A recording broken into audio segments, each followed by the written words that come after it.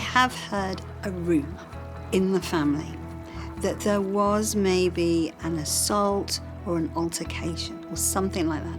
And I don't know that this is a good reaction, but I went, that's exciting.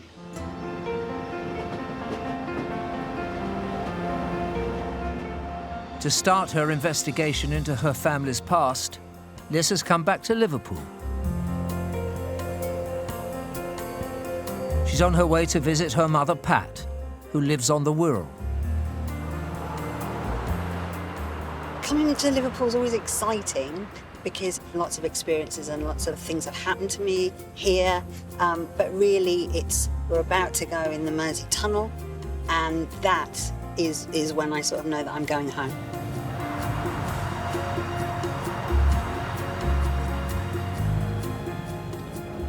So we're now coming into Port Sunlight Village. It's where my parents first lived when I was born. It's where my dad worked. And behind me is the men's club and the bowling greens. The men's club, yes.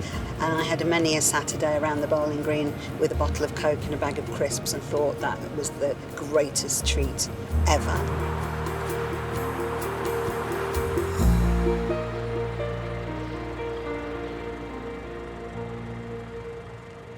Hi, Mum. Hi, love. Great to see you. Great to see you. Love you. Right, family history stuff. Family history, Mum. Yeah. As much as you've sort of talked about it, I'm not sure I've always listened. No, you haven't. I'll be honest. So parents I'm pretty much fine with. Yeah. Anything beyond that, I realised I was sort of going, Grandma Carr, Grandad Carr. I didn't know names even. Gosh, no. I know. No. So I don't know very much about Dad's family. Can you help fill in those gaps, really? Right, I've got a picture here of him. Yeah. And I love the pose on Dad. I do too. So camp. So this is his mum, Grandma Carr. Grandma Carr, yeah. And they were very close, yeah. They were close, very close, and she was very proud of him. She was quite a formidable woman, though. She was certainly the matriarch, yeah. Who was Dad's dad?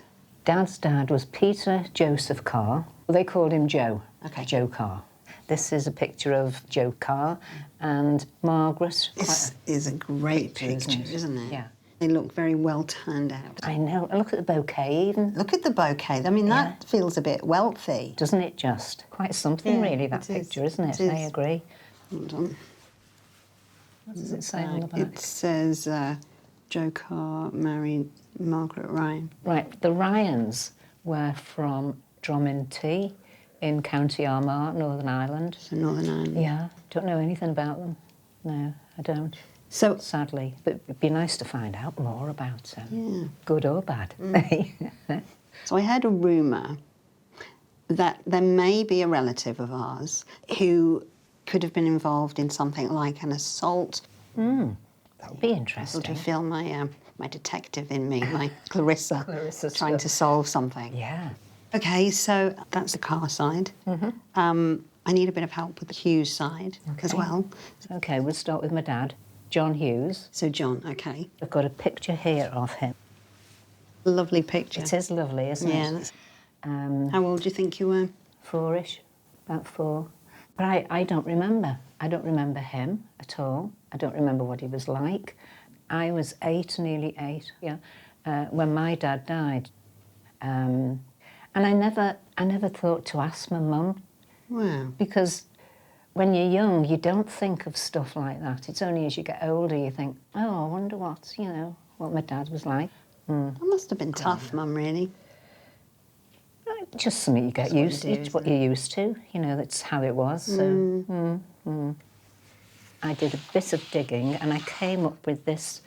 See what you make of that. All right. Get the old specs on. Yeah. The Census of England and Wales, 1911. So, John Hughes. So that's your dad. Yeah. Adopted. That I didn't expect. He was 11. So, adopted by Margaret Stokes and Robert Stokes. Margaret Stokes had Robert Stokes' son. So, how did that happen? Why? Because he had parents, but what happened to them? Do you know? They died ill health, but I don't know details. He did have an older sister, but I don't really know much about her. So he was adopted, so it'd be interesting to know maybe what happened to his real parents. Yes.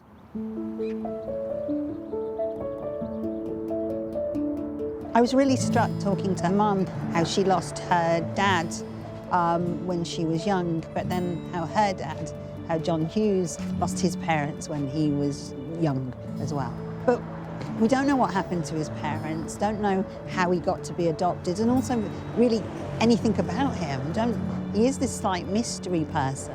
And so I guess now that search begins.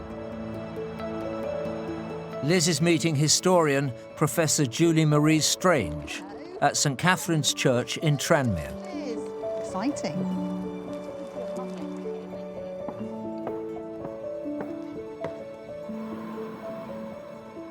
My mum gave me this 1911 census. Okay, so there's my granddad, John Hughes, and the surprise for me was that it says that he was adopted at 11. Okay, well, let's rewind 10 years and have a look at the previous census. So, this is the census of 1901. Right. We're looking for your grandpa. Yes, John Hughes. This is John Hughes Sr. Oh, So this is your great-grandfather. okay. Because it says head of the family. So he was 38 at this point, and he was a blacksmith's labourer. And his wife, we see his wife now, Alice. So my great-grandma, hello, is Alice Hughes. Right, gosh, okay. And then his daughter, Emily, 7. And here we've got John, their son, so this is my granddad, and he's 2 at this point. Do you recognise anyone else? Yes, Margaret Stokes. Yeah. And they're all living together in Margaret Stokes' house. She's living there with her son, but she's obviously boarding All out of these people. rooms to these people. That would still be common to live in a boarding house or to live with other people, Yeah. even if you did have it doesn't suggest kind of great poverty. This is not unusual at all. And Mum said that she thought that Grandad had a sister. So he does, he has an older sister, which feels very satisfying to see them together. So what happens next? Okay. I sort of don't want to know, I think. I'm a bit scared in a way. Yeah. So this is from 1907. Okay. So what is this? It says the Religious Creed Register. Okay. The Workhouse at Tranmere. Wow. So this is I'm guessing you sign in when you join the workhouse. So we've got my great-granddad here, John Hughes. But just him, not his wife and not his children. Why would he go into a workhouse? So you only go into a workhouse if you absolutely have to, which suggests that John's family have hit hard times. Yeah. It's likely that John is either unemployed because he can't find work, or he's unemployed because he's unwell and unable to work. Some men try and enter the workhouse on their own to save their wives and children the indignity. Gosh. So he's taken himself out while he can kind of maybe recuperate, and he's bearing the brunt of that really for the family maybe. Yeah. So here we have a picture of Tranmere Workhouse. This is where he was. Wow, that's not a place you want to visit really. It's a bit grim. So this building here, Where we are now. where we are now, so the workhouse would have been directly behind us. So you're very close to where. Where those ghosts are maybe. Indeed. And then if we look 1 year later. Okay. Register of Deaths in the Tranmere Workhouse. John Hughes. Yeah. He's 44. And he's dead. And he dies of